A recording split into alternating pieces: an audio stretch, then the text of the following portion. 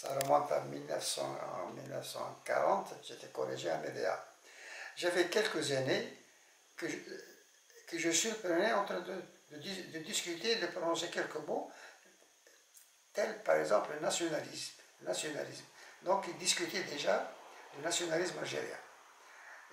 J'étais trop jeune pour comprendre ce que cela signifiait, mais il y avait déjà une certaine imprégnation nationaliste. Je me rappelle également que sous Vichy, en 1940, je me souviens très bien, quand il y avait levé des couleurs, je ne chantais jamais la Marseillaise. Je me surprenais en train de prononcer plutôt des formules très malveillantes à l'égard de ce drapeau. Donc il y avait une certaine imprégnation inconsciente, mais par contre, le départ réel de mon engagement, si je puis dire, ça s'est passé exactement en avril 1943.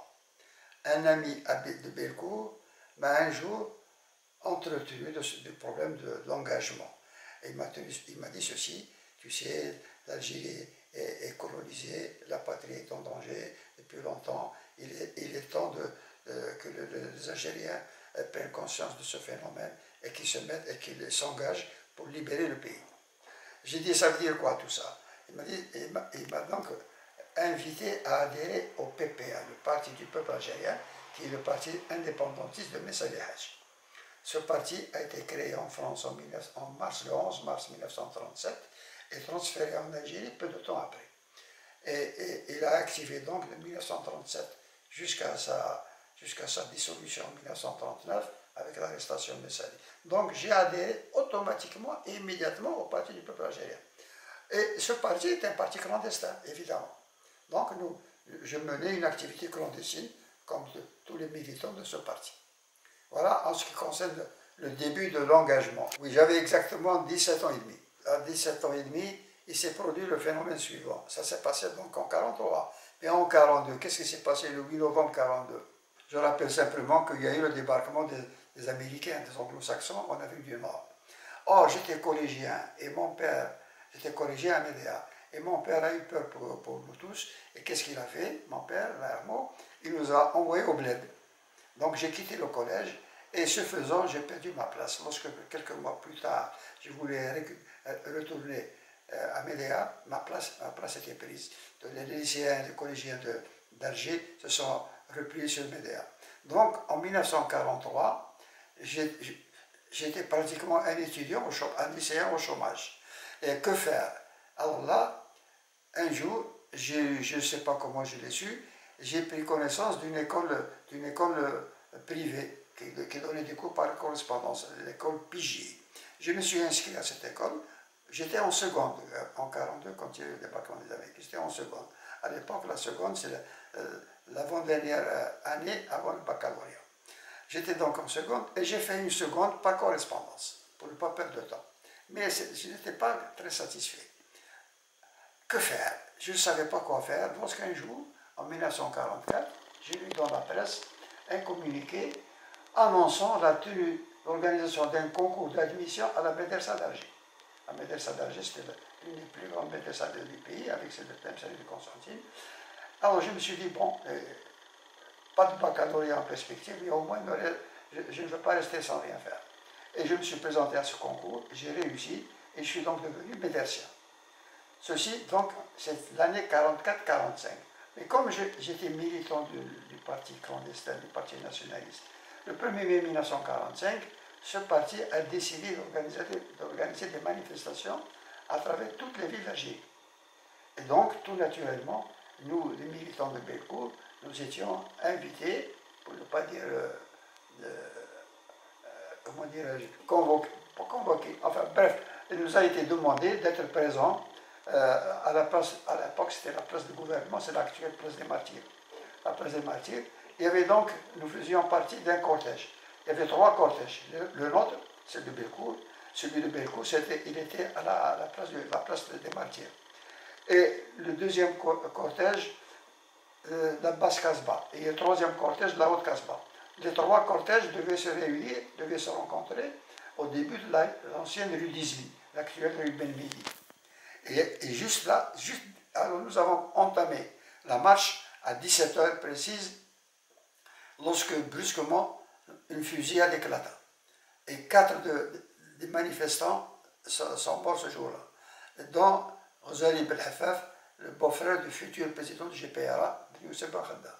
C'était le frère de la femme de monsieur le président Ben Khadda, Rosalie Belhafaf. Il y a d'ailleurs actuellement, à la rue du Bermidi, je crois qu'au numéro 13, il y a une plaque commémorative. Ici est tombée Rosalie Belhafaf, Rosalie, etc., etc. Voilà donc alors là, et une semaine après, c'était les manifestations à travers toute l'Algérie, sauf là où il y a eu des morts. C'était à Alger, Blida et Oran, il y a eu des morts le 1er mai. Donc là, il n'y a pas eu de manifestation. Mais sinon, dans toutes les villes d'Algérie, à la suite de l'armistice, c'était la fin de la guerre de 1939-45, donc il y avait l'armistice, et bien les Algériens, le PPA en particulier, a voulu manifester sa volonté d'indépendance. Et donc, il a organisé des manifestations à travers tout le territoire national. Et à Sétif, ça a été le drame. Il y avait un jeune scout qui portait un drapeau, le drapeau algérien, et il a été abattu par un policier, et ça a été le début de la tragédie de Sétif. À la suite de ça, il y a eu des arrestations à travers tout le territoire national, et évidemment, à Belcourt, nous avons également connu cette répression. Et c'est ainsi que j'ai été arrêté, comme tous mes camarades, beaucoup de mes camarades de Belcourt. J'ai été arrêté en juillet 1945. Comment les choses se sont passées? Comme on savait qu'il y avait la répression, j'ai voulu éviter d'être arrêté. Je suis parti au Bled, à la région de Gigel. Mon père avait acheté une petite propriété. J'étais là-bas. Et comme évidemment, la police, à la suite de torture, il y a quand même certains militants qui en parlaient. Et un jour, j'étais dans cette propriété, lorsque j'ai vu une traction avant, ce qu'on appelait traction à l'époque, c'était une marque, un modèle de Citroën. La traction avant, c'était surtout des voitures dont disposait la police. Je voyais donc une traction avant qui pénétrait, qui était engagée dans notre propriété. J'ai compris que c'était la police qui venait m'arrêter. Alors, un inspecteur Toulon, arrivé à mon niveau. Jinas Moussaoud, oui, c'est moi, allez, venez. Et c'est comme ça que j'ai été embarqué. Alors j'ai passé 2 nuits à la caserne militaire de Gigel. Et puis ensuite, le lendemain, les policiers donc, sont venus me prendre en route pour Alger, mais en passant par Tizi Ouzou. Une nouvelle nuit dans la prison de Tizi Ouzou. Et puis ensuite, le lendemain, direction Alger. On arrive à la préfecture d'Alger. La préfecture d'Alger, c'est l'actuelle wilaya d'Alger. C'est le même lieu. Là, j'ai trouvé tous mes camarades de Belcourt, plus des militants de Grande Kabylie. Et là, nous avons passé dans une cave, nous avons passé 20 jours. 20 jours dans l'anonymat. Nos familles ne savaient pas où nous étions. Le fait de militer dans un parti clandestin, illégal, donc atteinte à la sûreté extérieure de l'État. Donc,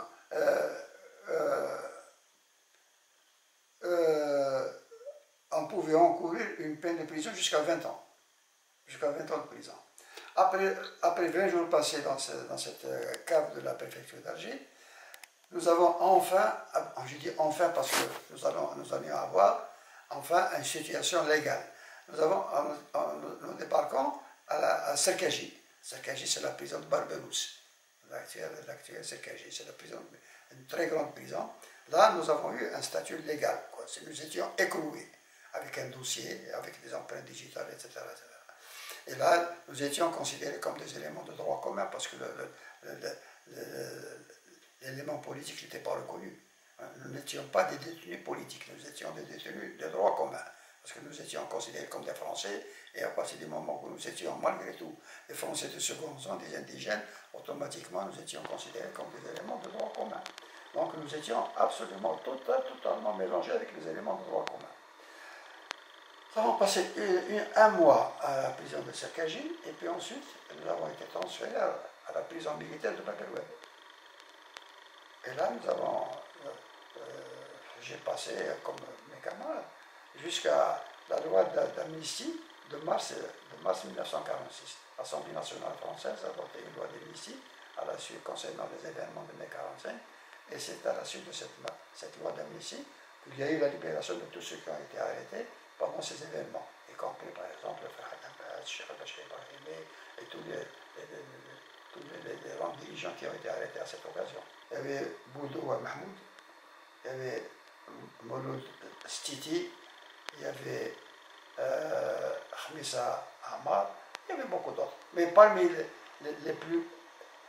Mais nous avons, à Bébéloued, nous avons rencontré 3 éléments, mais alors, dans un a eu un parcours historique. Et dès que vous prononcez son nom, vous comprenez parfaitement que je n'exagère pas. Il y avait la voûte des condamnés à mort. Qui avait-il dans cette voûte de condamnés à mort? Il y avait trois sous-officiers de l'école de Cherchel qui étaient accusés d'avoir fomenté quelque chose. Et parmi les 3, celui dont l'histoire a retenu le nom, c'est Ouamran, le futur colonel Ouamran, le futur chef de la Wilaya 4, le premier chef de la Wilaya 4. Ouamran, et quand il y a eu la bataille d'Alger, avec la fuite et le départ pour l'Égypte du CCE, pour la Tunisie du CCE, eh bien, Ouamran a fait partie du nouveau CCE. Voilà donc les 2 autres, j'ai oublié leur nom, il y en a un, j'ai oublié le nom. Je me suis souvenu surtout d'Ammar Ouamran. Et pendant mon séjour dans cette prison, j'ai fait la connaissance de 2 personnalités politiques, dont une est également très très connue dans l'histoire de l'Algérie. C'est Lahoud Hussein. Qui ne connaît pas Lahoud Hussein? C'est le premier secrétaire général du MTLD, du mouvement nationaliste, qui a succédé. Le MTLD, le Mouvement pour le Triangle des Libertés Démocratiques, c'est la couverture légale du PPA de Messaï Hadji. Alors, en fin 1946, ce parti a été créé pour pouvoir participer aux élections et mener une action légale. Et donc, Lahoud Hussein, c'était le premier secrétaire. À l'âge de 16 ans, il est venu de Skikda, il a laissé tomber ses études au lycée pour venir adhérer à Alger. Il est venu à la recherche des responsables du mouvement nationaliste pour pouvoir activer dans ce mouvement nationaliste. Il a été arrêté en même temps que Messali en 1939. Il a passé au moins 10 ou 15 ans en prison, hein, lui aussi. Alors la première chose que j'ai voulu faire, c'était reprendre. J'ai tenté de ne pas perdre mon année de à Médersa. Alors je me suis présenté à la Médersa, j'ai vu le directeur général, un homme tout à fait remarquable, dont j'ai longuement honoré la mémoire dans mon premier livre, c'est le directeur Ibn Zikri, Ahmed Ibn Zikri. C'était un homme vraiment remarquable. Alors j'ai dit, monsieur le directeur, voilà, c'était en mois de mars, c'était mars ou avril, hein, 46. Hein. Alors, l'examen de fin d'année devait avoir lieu au mois de juin, ou plus tard au mois de juin. Alors, un peu naïvement, je lui ai demandé l'autorisation de me présenter à cet examen. Évidemment, cela n'était pas possible, parce que où trouver les livres, les cours, pour pouvoir préparer l'examen? Et c'est ce qu'il m'a dit. Il m'a dit, mais enfin, quand même, c'est pas normal.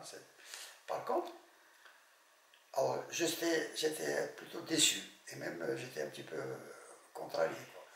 Donc j'ai quitté la Médersa, je ne me suis pas présenté évidemment à l'examen de juin, mais comme il y avait une session de septembre, un jour, alors que je me trouvais à Belkhout, en train de marcher comme ça, sans rien faire. Quoi.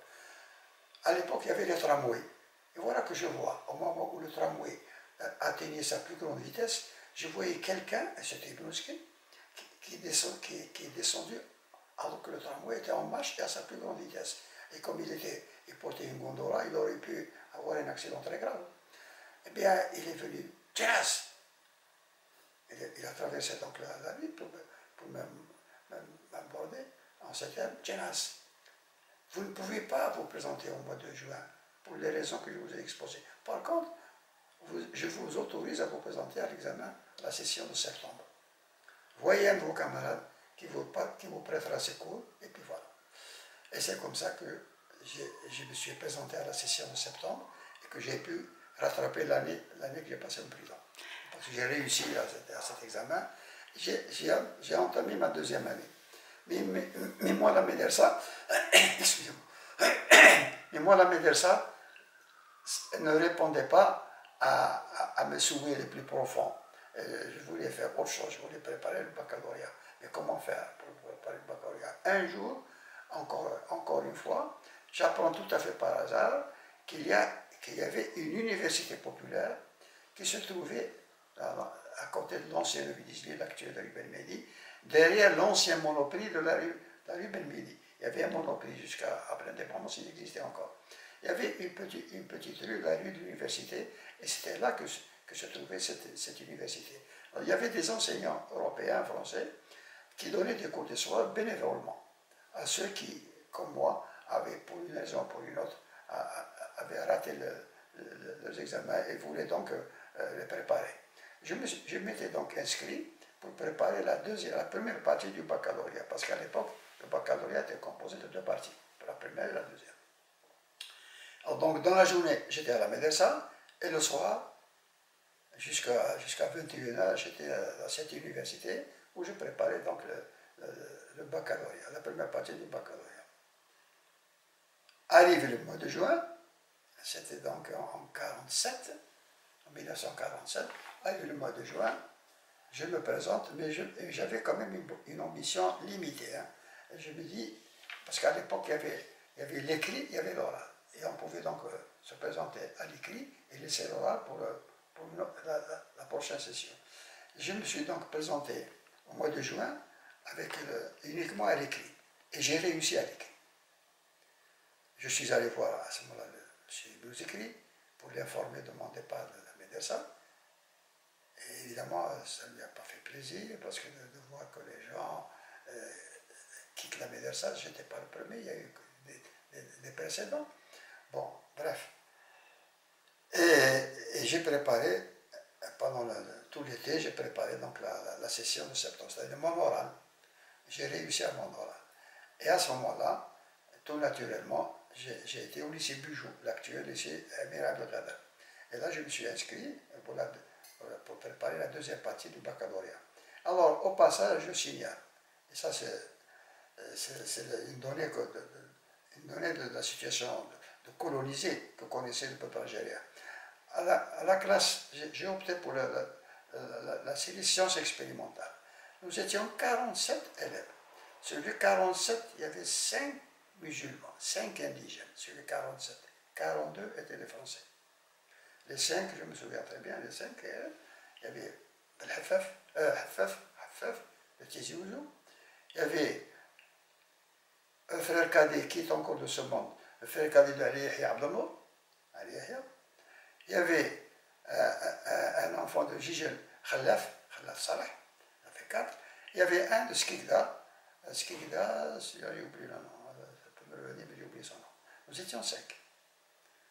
Et je me suis présenté donc, j'ai préparé donc la deuxième partie du baccalauréat, et quand j'ai réussi à cette deuxième partie, mon père a donné son accord pour que j'aille poursuivre mes études à l'université en France. C'est comme ça qu'en octobre 1948, avec le docteur Aroua et puis un autre camarade, un autre ami, Baba Amar Abdrahman, dont les parents étaient commerçants à Bilkour, nous avons pris l'avion et puis ensuite le train de Marseille à Montpellier. J'étais toujours militant du PPA. Quand j'étais à la médersa, je militais dans une section de la médersa d'Alger. Il y avait un responsable, que Dieu ait son âme, il est mort dans un accident d'avion envoyé par le GPRA. C'était notre ambassadeur. Il devait être ambassadeur en Chine, je crois. C'est Ferrouri, c'était Ferrouri, je crois. C'est Ferrouri de Miliana. Il est avec toute sa famille. Sauf l'aîné de ses enfants, une fille. À ma grande surprise, il y a quelques mois, j'ai reçu un coup de fil, c'était la fille de Ferrouri. Elle voulait avoir des renseignements concernant son père. C'était la seule rescapée pour une raison très simple, c'est que pour une raison que j'ignore, elle n'a pas pris l'avion avec sa famille, avec ses parents. Alors à Montpellier c'était une ville universitaire évidemment, mais c'est une ville également qui était connue dans le monde pour sa faculté de médecine. C'est la première faculté de médecine de France et l'une des premières d'Europe, peut-être même d'Europe. Donc les gens venaient de partout dans cette ville-là. La ville elle-même, à l'époque, c'était une petite ville de province, elle a 100 000 habitants, et puis il y avait quand même 30 000 étudiants à l'époque. Bon, mais à l'époque, nous n'étions pas nombreux comme étudiants. Ce n'est pas les centaines de milliers qu'il y a maintenant. Nous avons actuellement 1,5 million d'étudiants. En 48-49, c'était ma première année d'université, nous étions à peine 37, pas plus, hein, 37 étudiants à Montpellier. Sur les 37, il y avait, non, 34. Sur les 34, il y avait 27 qui faisaient médecine, étudiants en médecine. Bien, alors, la particularité de Montpellier, c'est que c'est la capitale du Languedoc, c'est une capitale viticole. La principale, pour ne pas dire l'unique exploitation, l'unique activité des gens, c'était l'agriculture, c'était le vignoble. C'était le vignoble. Donc il n'y avait pas d'usine, et qui dit absence d'usine, dit absence de classe ouvrière. Parce que le nationalisme qui est né en France, le nationalisme algérien moderne, est né en France en 1926 avec l'étoile nord-africaine. Mais il est né pourquoi en France en 1936? Parce que la classe ouvrière, il y avait beaucoup d'immigrés algériens qui se trouvaient concentrés dans les villes industrialisées. Là où il y avait une classe ouvrière, là où il y avait un prolétariat, et ce prolétariat s'activait en contact avec les syndicalistes français, donc ils ont acquis une formation politique et syndicale. C'était la naissance du nationalisme algérien moderne. D'ailleurs, j'ouvre une parenthèse, le mouvement national algérien est l'unique mouvement du tiers-monde dont la direction a été prolétarienne. Ni en Tunisie, ni au Maroc, ni en Égypte, ni en Indonésie, ni en Inde, et on observe ce phénomène. Dans tous ces pays-là, c'est l'intelligentsia, ce sont les intellectuels qui ont été à la tête du mouvement national, sauf en Algérie. Sauf en Algérie, c'est la classe ouvrière, c'est l'immigration qui a été à la tête du mouvement, qui a créé le mouvement national, et c'était l'étoile nord-africaine en premier lieu, et Messali, qui était membre du Parti communiste, mais il a vite rompu avec le Parti communiste, parce que le Parti communiste voulait mettre le grappin sur le mouvement national. Or, Messali était nationaliste. Il s'est découvert une vocation nationaliste, donc il ne voulait pas de ça. Et automatiquement, l'étoile nord-africaine a pris une orientation très nettement nationaliste.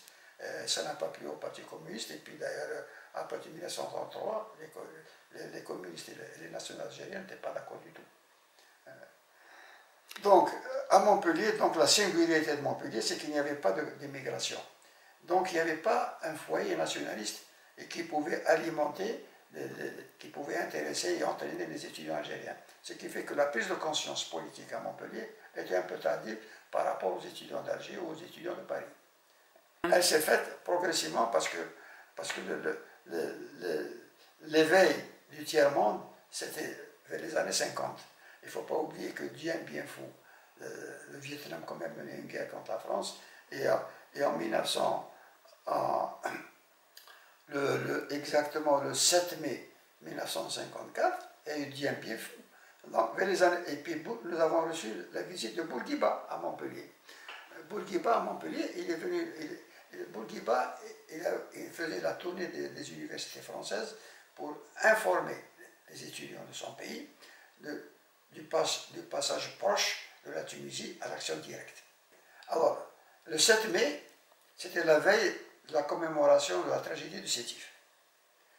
Alors, à Montpellier, il y avait une association qui n'a aucun rapport avec les autres associations, l'association des étudiants musulmans de Montpellier. Elle organisait des conférences, mais pas nettement politiques. Par exemple, la civilisation musulmane en Andalousie, en Espagne, les problèmes de la femme dans les pays musulmans, etc. Des conférences de ce genre-là. Et cette fois-là, donc le 7 mai, cette association a organisé une rencontre pour commémorer la tragédie de Sétif. C'était le 6e anniversaire de la tragédie de Sétif. Et les responsables de cette association m'ont demandé de faire une conférence à ce sujet. Et Bourguiba, qui était de passage, a assisté à notre rencontre. Et quand j'ai fini de parler, nous lui avons donné la parole. Il a prononcé quelques mots, mais le lendemain, il a invité des représentants algériens, des représentants marocains, là où il résidait, dans un grand hôtel. Et, et à ce moment-là, il nous a confirmé que la Tunisie allait passer à l'action directe. Effectivement, il ne faut pas oublier que la Tunisie est passée à l'action directe en 1952. Donc très peu de temps après son passage, il est passé au mois de mai 51. Un an après, la Tunisie est passée à l'action.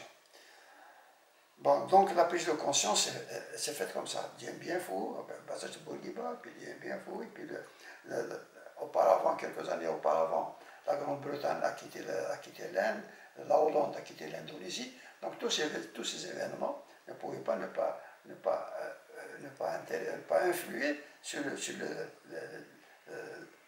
les étudiants algériens. Le 1er novembre 1954, alors nous avons appris donc le déclenchement du 1er novembre 1954. Mais à ce moment-là, même la presse française ne fournissait pas d'explications suffisantes à propos de ce qui s'est passé en Algérie.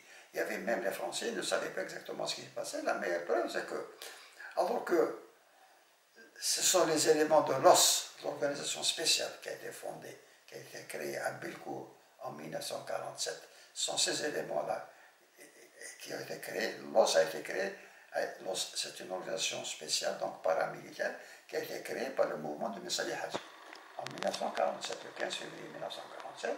Et son premier chef, c'était un enfant de Bilkour, c'était Mohamed Belouzdel. Pour peu de temps parce qu'il était malade, et ensuite c'était Aïd Ahmed qui lui a succédé, puis en troisième lieu c'était Ben Bella. Donc les éléments de l'OS, après la répression de 1950 que cette organisation a connue, devant la crise qui a agité le parti de Messali Hadj, ces éléments de l'OS, Boudiaf, Ben Boulid, Boussouf, Bentobal, se sont réunis et ils ont dit, bon, ça suffit comme ça. C'est quand quelques années plus tard, surtout avec la participation des chrétiens démocrates, il y a eu une fraction des étudiants de France qui a été un certain temps majoritaire et qui était composée par des chrétiens, ce qu'on appelle les chrétiens démocrates, les chrétiens sociaux-démocrates. Alors, ce sont ces chrétiens-là, les étudiants chrétiens, qui, à la tête de l'UNEF, l'Union nationale des étudiants de France, qui ont mené campagne contre la guerre d'Algérie. Et à ce moment-là, les étudiants français ont commencé par prendre conscience. Mais les partisans de l'Algérie française étaient extrêmement nombreux les premières années. Extrêmement nombreux. Or, notre tâche à nous, à ce moment-là, c'était, à coup de conférence, de sensibiliser l'opinion locale. Et voilà, l'Algérie française, le département français, en réalité, le département ne sont français que pour les Français, pas pour nous. Nous étions les Français de seconde zone. Voilà, alors, et puis on arrive en 1955. 1955, c'est l'année de la création de l'UGMA, l'Union générale des étudiants musulmans algériens. Là, je passe sur les détails parce qu'il y a eu une bataille du M musulman, il y avait les communistes qui étaient contre, il y avait d'autres. Enfin bref, l'immense majorité des étudiants a opté pour l'UGMA. Et l'UGMA, donc, elle a été créée officiellement en juillet 1955. Et l'UGMA, dans ses déclarations officielles, a invité tous les étudiants à engager leur action au sein du FLN. Donc, a apporté une adhésion massive au FLN. Et il y a eu même un deuxième congrès, je crois, de l'UGMA à Paris, où les résolutions qui ont été adoptées exprimaient explicitement, de façon officielle et sans le moindre doute, l'adhésion à l'action menée par le FLN et la LN. Nous arrivons ensuite à l'année 1956, la grève des étudiants. La grève des étudiants, pour la comprendre, il faut savoir qu'à Alger, la situation des étudiants est devenue invivable. Pourquoi? Parce que les étudiants, il y avait la répression, et il y avait les étudiants français eux-mêmes qui étaient violemment anti-algériens. Et on a même signalé l'enlèvement et l'assassinat d'un étudiant qui faisait office de surveillant médical, surveillant général au lycée Ben Aknoun. Alors, le bruit a vite couru qu'il a été assassiné. Et par la suite, on a appris qu'il n'a pas été, mais enfin, dans l'atmosphère qui existait à ce moment-là à Alger, c'était la goutte d'eau qui a fait déborder le vase en quelque sorte. À ce moment-là, la section d'Alger de l'UGMA a décidé de passer à la grève. Elle a proclamé la grève illimitée des études et des examens. Et les lycéens, qui étaient beaucoup plus nombreux que les étudiants, ont massivement suivi ce mouvement. Alors, il y a eu une réunion ensuite à Paris pour savoir, bon, il fallait quand même demander l'avis des sections de toutes les villes, de toutes les universités de France. Pratiquement toutes les universités, massivement, ont observé la grève. Alors, et à la suite de cette grève, certains étudiants ont rejoint directement le maquis. Par exemple, à Montpellier, nous avons 4 étudiants qui sont tombés au champ d'honneur. Vous avez par exemple le CHU de Brimessous, il porte le nom Hassan Hassani, Issad Hassani. C'était un des étudiants de Montpellier, étudiant en médecine, qui est tombé au maquis. Vous avez par exemple Lamine Khan, il est encore de ce monde. Lamine Khan, il a été le médecin-chef de la WIRA 3. C'était un étudiant en médecine d'Alger qui a rejoint le maquis. Vous avez par exemple le fils Hamoud, vous avez l'hôpital de Parnay, l'ancien hôpital de Parnay, qui porte le nom de fils Hamoud. Fils Hamoud, c'est la future Madame Laliam. Madame Laliam, professeure en ophtalmologie, et qui était chef de service à l'hôpital de Parnay, l'hôpital de fils Hamoud actuel. Eh bien, le fils Hamoud, c'était quand je suis arrivé, quand j'ai quitté Montpellier, je suis rentré à Alger. Mon fils Hamoud a été mon premier contact. Elle était médecin, elle avait dépassé le stade d'étudiante, elle était médecin, mais elle était responsable de tout ce qui concernait les problèmes de santé. Alors, mais concrètement, les professeurs n'avaient rien à voir. Les professeurs n'avaient rien à voir. Par exemple, moi j'avais entamé je faisais ma deuxième année de spécialité en ophtalmologie, en même temps que l'ALIAM. Nous étions 2 en ophtalmologie. Il y avait l'actuel professeur Toubiki, toujours, qui est professeur retraité, et lui faisait cardiologie également. Il y avait d'autres. Eh bien, mes camarades m'ont demandé d'informer notre professeur de notre décision de quitter l'hôpital. Et alors, quand j'ai annoncé au nom de mes camarades qui étaient présents aussi, hein, nous étions 3 Algériens à faire des études en ophtalmologie. Il y avait Zaliam, il y avait Belhafid de Batna, et il y avait moi, en ophtalmologie. Alors quand je lui ai dit, voilà monsieur, voilà, nous sommes au regret de vous quitter, nous sommes en grève, notre association a décrété la grève et nous allons quitter non seulement le service, mais même la France. Du coup, il s'était assis sur le coup de l'émotion et il nous a demandé, mais enfin, vous ne pouvez pas, monsieur, nous ne pouvons pas, c'est une décision qui a été prise par tous les étudiants et elle est irrévocable. Et il ne pouvait rien dire, il ne pouvait pas nous empêcher de le faire. Et c'est comme ça que nous avons quitté notre professeur. Et certains étudiants, en petit nombre, sont rentrés à Alger. Nous étions en tout et pour tout 4 ou 5. D'autres ont rejoint le Maroc, d'autres la Tunisie. Et quelques-uns sont allés directement au maquis. Donc, vous avez, j'ai cité tout à l'heure le nom de Issad Hassani. Il y a Guedi Ibrahim Djilzab, étudiant en médecine également, qui est allé au maquis en passant par Oujda. Il est mort au champ d'honneur. Vous avez Rachid Belhussin, qui est tombé au champ d'honneur. Il y a eu une embuscade, un accrochage, et vous avez entendu parler de Raymond Péchard. Raymond Péchard est mort au cours de cet accrochage. Il y avait donc Rachid Belhussin. Il y avait un autre qui c'est une histoire un petit peu, c'est un cas un peu particulier. C'était un juif d'Algérie qui était très lié avec Issad Hassani et qui a un juif d'Algérie et qui a rejoint le maquis avec Issad Hassani et qui lui n'est pas mort, n'est pas tombé au champ d'honneur, mais au cours d'un accrochage il a été fait prisonnier. Il a tiré 5 années jusqu'à l'indépendance, de 57 jusqu'en 62, il a été en prison. Et ça a été notre premier, il s'est converti à l'islam. Et ça a été notre premier ambassadeur à Cuba, sous le nom de Zerout Amin. L'Assemblée nationale française avait voté les pouvoirs spéciaux. les pouvoirs spéciaux, donc accorder le droit au gouverneur général de prendre n'importe quelle décision sans que l'Assemblée nationale, sans que le gouvernement français intervienne. Donc il pouvait faire ce qu'il voulait.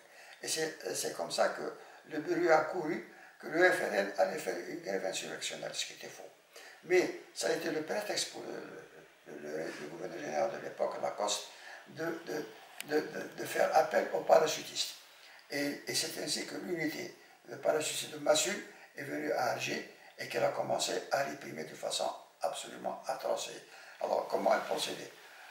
Elle arrêtait un jeune Algérien en partant de l'idée que tout Algérien était membre du FLN. On le torture. Il finit par parler. La résistance a des limites. Il finit par parler. Et ainsi de suite. Donc, et petit à petit, il y a eu des arrestations qui ont été commises. Et c'est comme ça que... Vous savez qu'il y a eu 4000 disparus au cours de cette bataille d'Alger, rien qu'à Alger. 4000 disparus. Ça veut dire que ça veut dire que disparus. Et c'est dans ce contexte de répression féroce et de violence inouïe. Il y a eu auparavant l'attentat de la rue de Thèbes. Au mois de septembre, la rue de Thèbes, c'est quoi? L'attentat, c'est quoi? La Main Rouge, c'était une organisation d'extrême droite qui a détruit toute une série d'immeubles qui a entraîné plusieurs dizaines de morts et des centaines de blessés. C'était en septembre. Donc tout ça a créé une atmosphère d'extrême tension. Et c'est là donc que les parachutistes sont venus et ils ont commencé à arrêter les uns et les autres. C'est comme ça qu'on s'est retrouvés. Nous étions 9 médecins à avoir été arrêtés. Il y a eu différents camps de concentration, mais le dernier, là où nous avons passé le plus de temps, c'était le camp de Bossuet. Pour ma part, j'ai passé près de 2 ans à Bossuet. Bossuet, c'est au sud de Belabès. Personnellement, non, je n'ai pas connu la torture. Et d'autres violences, ben, j'ai reçu des coups. À notre arrivée à Bossuet, il y avait ce qu'on appelait les territoriaux, c'était des civils mais en tenue militaire, des unités militaires composées sont des civils, ce ne sont pas des membres de l'armée. Et dès que le car arrivait, ils montaient dans le car et se mettaient à bastonner. Il y a eu un jeune qui avait un malaise, je me suis permis de dire, je suis médecin. Ah, vous êtes médecin, venez. Et alors, la raclée. Un autre, docker. Il dit, moi je suis avocat, allez, venez. Il y en a. Là, oui. Mais pour dire que j'ai subi la torture comme d'autres l'ont subi, non. Quand nous sommes arrivés par exemple à Brimessous, on n'avait même pas une natte sur laquelle faire reposer nos membres. Même pas. C'était une terre bosselée et nous avons passé des nuits comme ça, même le sol. Hein. Une nuit, un policier qui a assuré la garde à Brimessous est venu prendre à minuit un de nos camarades de la Guitoune où j'étais. Il l'a pris et puis il nous l'a rendu à 5h du matin, le pauvre, massacré. Alors, le policier lui a reproché d'être un proche parent de celui qui a commis un attentat, etc. Une autre fois, c'était une sentinelle qui a tiré une balle sur une guitoune. La balle a traversé toute la guitoune. Heureusement que c'était la partie supérieure de la guitoune, autrement, il était mort. Donc, dire qu'on était bien, c'est pas vrai. Pour ne pas être bien dans un camp de concentration, c'est pas possible. Ah ben un jour on m'a annoncé que j'étais libre. Alors quand j'étais libéré, vous savez, quand on est libéré, automatiquement il y avait ce qu'on appelle les sections administratives urbaines, SAU. Section administrative. C'était parce qu'il ne faut pas oublier que la guerre d'Algérie, elle avait un côté psychologique. C'était une guerre révolutionnaire. Et qui dit guerre révolutionnaire, dit conquête des masses. Donc il y a un aspect psychologique extrêmement important. Ces sections administratives urbaines, elles avaient, à Bilko par exemple, il y en avait une qui était en face du cimetière de Sidi Mohamed. Le cimetière de Bilko, Sidi Mohamed. Actuellement, ça s'appelle le stade Biarritz, le stade Yala. Bon, autrefois c'était le stade Biarritz. Mais c'était le siège de cette section. Eh bien, tous les libérés des camps de concentration de paysans étaient tenus de se présenter une fois par semaine là-bas. Et quand je me suis présenté à l'officier, le capitaine Bernard, je me souviens très bien de lui, capitaine Bernard m'a dit non, ça c'est pour vous, c'est pas pour vous. Il m'a donné l'impression d'être un peu moins agressif que la plupart de ses camarades militaires. Mais il faisait tout, il menait une action psychologique. Par exemple, il organisait des balles et il voulait débaucher les jeunes Algériens. Alors, garçons et filles qu'il arrivait à débaucher, alors ils venaient là-bas pour danser. Mais les Algériens qui venaient de connaître la bataille d'Alger, ils observaient de loin. Et quelques années après, le 11 décembre 1960, c'était les historiques manifestations de décembre 60. Et là, De Gaulle a compris qu'il n'y avait plus rien à faire en Algérie, qu'il fallait négocier avec le GPA. J'étais à Oujda, j'étais avec mon ami le docteur Lazarek, qui est encore de ce monde, à qui je souhaite bonne santé.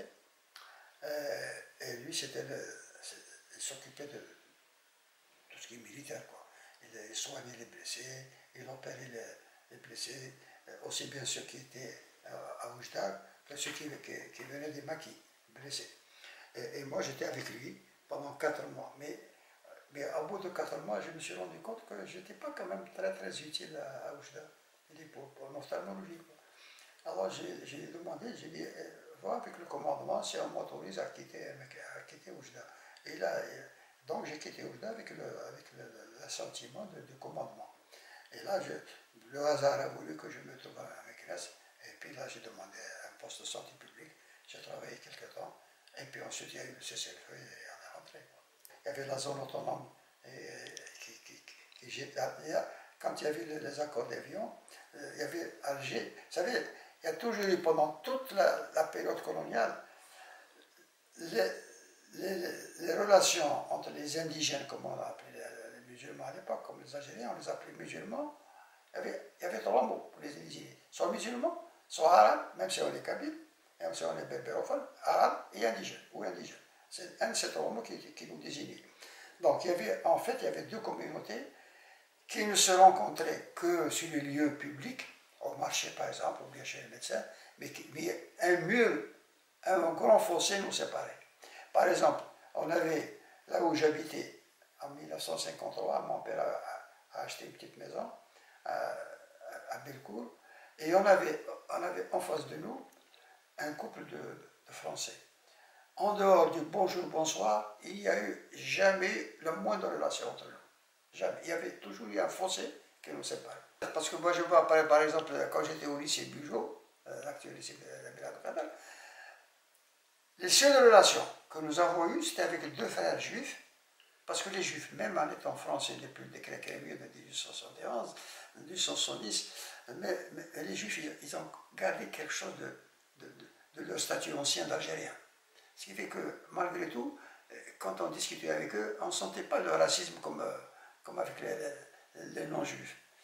Et eux-mêmes, d'ailleurs, quand il y a eu Vichy, de suite, ils ont porté l'étoile jaune, hein, et ils ont perdu de suite la société française, qui leur a été restituée qu'après l'arrivée de Gaulle, après le débarquement des Alliés. La haine, je ne pense pas. La haine, sauf pendant la guerre de libération nationale. Les Français, surtout quand la guerre commençait à durer, alors les Français étaient fous ils ne voulaient rien entendre. Pour eux, les Arabes, il fallait les détruire, il fallait les liquider tous. Hein. Ça, c'est indiscutable. Hein. Il y avait ce qu'on appelait les ultras. Les ultras, ils ont fait même une tentative de coup d'État quand De Gaulle a parlé pour la première fois d'autodétermination. C'était en fin 59, en septembre 59. Eh bien, en janvier 60, il y a eu une révolte des étudiants à Alger, avec la Gaillarde, et une révolte des étudiants. Donc, les Français étaient violemment anti-De Gaulle, et anti-arabe, n'en parlons pas. Ce qui les intéressait, c'était l'Algérie française. J'ai toujours aimé écrire, j'ai toujours été un passionné de l'histoire. Quand j'étais étudiant en France, je me suis dit, plus tard, quand je serai installé à Alger comme médecin, je reprends l'expression de Messali, si je ne vais pas vers la politique, c'est la politique qui viendra vers moi. Donc je dis, il faut que je m'attende à faire de la politique. Et faire de la politique pour un militant nationaliste, ça veut dire quoi? Ça veut dire que c'est une politique engagée. et politique engagée, je voulais pas, quand j'étais étudiant, je me suis dit quand même, je me disais, il faut quand même que j'ai une bonne formation.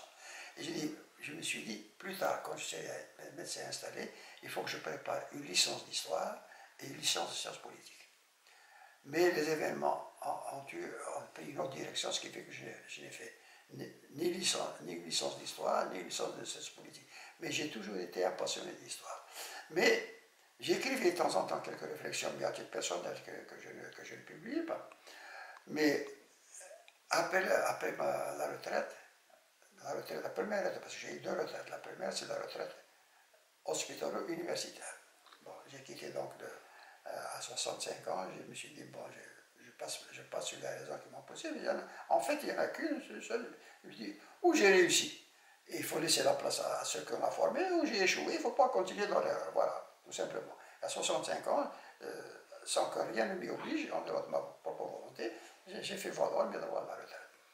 Mais ensuite, j'ai fait une demande pour être professeur associé, donc nous devons m'intéresser que ce qui est pédagogique, la formation des étudiants. Je n'ai jamais eu de réponse. À ce moment-là, j'ai ouvert un cabinet. J'ai travaillé pendant 10 ans. Et puis, en 2002, je me suis dit, ça suffit, je vais maintenant, parce que j'ai toujours pensé qu'il faut absolument être contre l'oubli. Parce que nous avons trop souffert en Algérie du fait que notre histoire n'a pas été écrite. Notre histoire a été, tout comme la culture, ça a été quelque chose d'oral. Alors je me suis dit, je vais me mettre à écrire. Et j'ai réduit considérablement mon activité au cabinet pour me consacrer à l'écriture. Et c'est comme ça que j'ai commencé en 2003 à rédiger mon premier livre, c'était le mémoire. Le premier livre, le mémoire,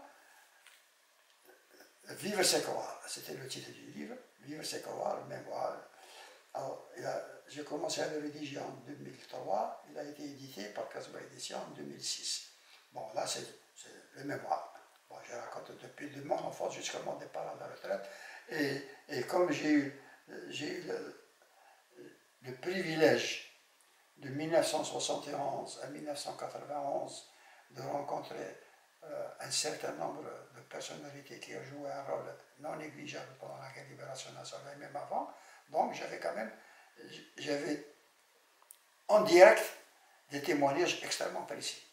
Oui, par exemple, l'Ahoud Hussein, dont j'ai parlé tout à l'heure, par exemple, Saad Dahleb, un des principaux négociateurs d'avions, par exemple, le président Ben Youssef Ben Khadda, par exemple, Abdelmalek Timmam, par exemple, Boulharouf, qui a joué un rôle très important dans la préparation des négociations d'avions, et ainsi de suite. Better Bentoumi, par exemple, dont j'ai parlé tout à l'heure, le docteur Ahmed Arwa, Shokri Mostafai, docteur Shokri Mostafai, qui est bien connu, un vieux dirigeant du mouvement national. Donc, ce sont des témoignages en direct que qui n'ont pas été écrits au jour le jour, mais dont j'ai gardé quand même un excellent souvenir, en tout cas un souvenir des plus précis, et que j'ai rapporté dans mon livre, dans les mémoires, dans Vivre c'est croire.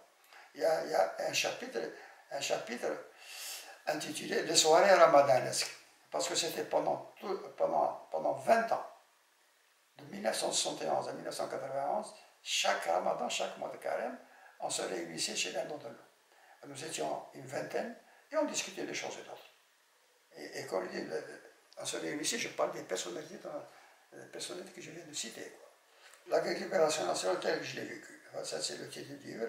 Et le contenu, c'est quoi? C'est comment j'ai commencé à militer la prise de conscience en 1943, et puis ainsi de suite, les événements de mai 45, la prison, et puis ensuite le militantisme en France, dans l'UGMA, et puis après la guerre, c'est la bataille d'Alger, j'ai parlé un petit peu comment les choses sont passées, et puis le séjour dans les différents camps de concentration. Et la guerre libérationnelle, c'est ça. J'ai repris ce que j'ai écrit dans les mémoires, mais sous une autre forme, en leur donnant un aspect plus concentré, plus uniforme. Le souvenir fort, c'est un souvenir, le souvenir fort, c'est le souvenir que j'ai toujours exprimé. On ne rendra jamais suffisamment hommage à tous ceux qui ont lutté pour ce pays. L'Algérie, c'est le pays qui a consenti le plus lourd sacrifice. Le Vietnam il a mené une guerre pendant 30 ans. Contre les Japonais d'abord, puis contre les Français, puis contre les Américains, pendant 30 ans. Je ne sais pas exactement combien de Vietnamiens sont morts. Mais je sais de façon certaine que les Vietnamiens ont beaucoup sacrifié, mais à la différence des Algériens, les Vietnamiens, dès le départ, ils avaient une organisation militaire, donc ils étaient beaucoup mieux outillés que nous. Mais nous, et on ne nous souviendra jamais assez, les femmes par exemple, elles ont joué un rôle extraordinaire, les paysans chez nous, les paysans dans les villes, les jeunes étudiantes, Hasib Mouali, et combien d'autres, je n'ai pas tout en tête, Mariam Ben Miloud et combien d'autres. Les Algériens ont fait des sacrifices énormes et nous n'avons pas le droit d'oublier ça. Moi, s'il y a quelque chose que je voudrais enseigner du matin au soir, c'est contre l'oubli, contre l'oubli, contre l'oubli.